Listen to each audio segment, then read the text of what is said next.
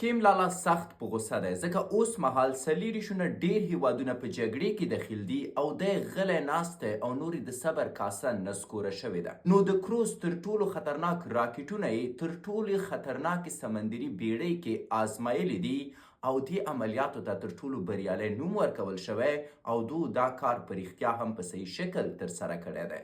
د دې نه وروسته بیا هم سړی خفه و خپلې لور ته یې ویلي چې اوس مې زړه نه دی یخ شوی نو لاړ دی د لور سره یو ځای د مختلفو سلاګانو آزمایښت کړی دی او ښه ډېر انځورونه یې اخیستي دي.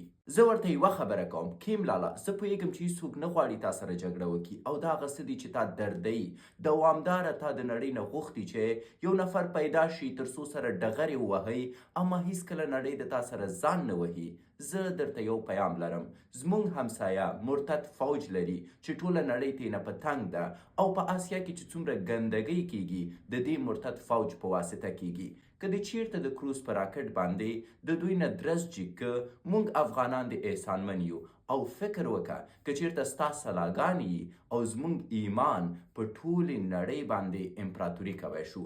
که مې چا دا پیام کیم لالا ته د هغه په ژبه کې ترجمه که نو زه به یې منندوی یم.抓出去去抓，你好，抓出去那女，不抓出抓。